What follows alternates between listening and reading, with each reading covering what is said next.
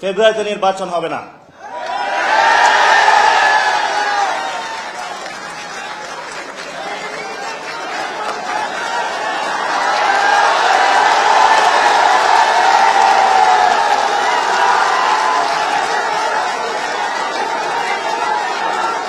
শুনেন,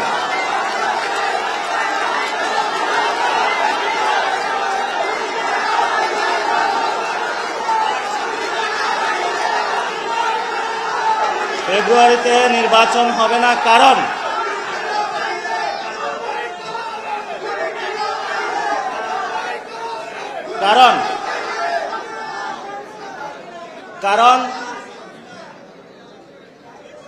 যদি ফেব্রুয়ারিতে নির্বাচন হয়, আমার যে ভাইয়েরা শহীদ হয়েছিল, রক্ত দিয়েছিল সংস্কারের জন্য, একটি নতুন সংবিধানের জন্য, তাহলে কবরে গিয়ে তার লাশটা ফেরত দিতে হবে এই সরকারকে।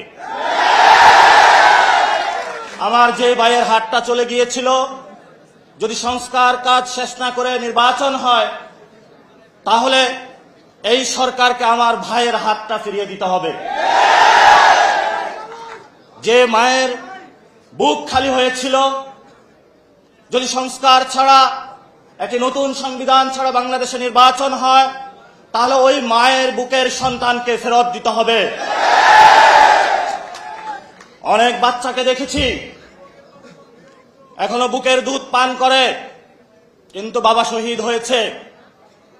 তাদের সাথে যখন কথা বলেছি, তাদের মুখের ভাষা পাইনি, শুধু চোখের ভাষা পেয়েছি। চোখের ভাষাটা ছিল অশ্রু। যে অশ্রুতে তারা বলেছিল, আমার বাচ্চা রয়ে গিয়েছে, আমার স্বামী চলে গিয়েছে, আমি বাংলাদেশ থেকে কিছু চাই না, কিন্তু আমি একটি সুন্দর ভবিষ্যতে বাংলাদেশ দেখতে চাই, যেখানে আমার এই বুকের যে সন্তান আছে, আর সন্তানকে কেউ খুন করবে না। কিন্তু বাংলাদেশে আমরা দেখতে পাচ্ছি একই সংস্কৃতির ডামাডোলে, একই ফেসিবাদী সংবিধানে, একই সিস্টেমের মধ্য দিয়ে আমরা নির্বাচনে যাচ্ছি। তাহলে এতগুলো মানুষ শহীদ হওয়ার প্রয়োজন কি ছিল? এতগুলো মানুষ আহত হওয়ার প্রয়োজন কি ছিল? আপনারা দেখেছেন, এখানে অনেক মিডিয়া ভাই রয়েছেন। ভারতে হিন্দুত্ববাদী বিজেপি এক এক করে সকল মিডিয়া দখল করেছিল, কিন্তু কিছু তরুণ যুবা অল্টারনেটিভ মিডিয়া সৃষ্টি করে ভারতের বুকে গত ইলেকশনে বিজেপির যে জয়যাত্রা, তাদের যে হম্বিতম্বি, সেটা রুখে দিয়েছিল। আপনাদের কি স্মরণ আছে? আপনাদেরকে সেই ভূমিকায় নামতে হবে।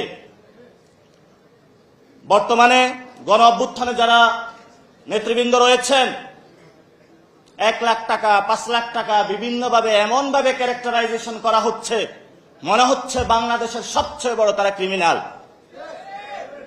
এসব ফাইজলামি বন্ধ করতে হবে। গণ অভ্যুত্থানের পরে সকল মিডিয়া সম্পাদকের সাথে বসেছিলাম, তাদেরকে একটা কথা বলেছিলাম, যা কাম করেছেন ঘরের ভিতর থাকেন, যদি লজ্জা থাকে ঘরের ভিতর থেকে বের হবেন না। কিন্তু যাদের লজ্জা নাই, তারা বারবার বাংলাদেশের মানুষকে ধোঁকা দিয়ে যাচ্ছে।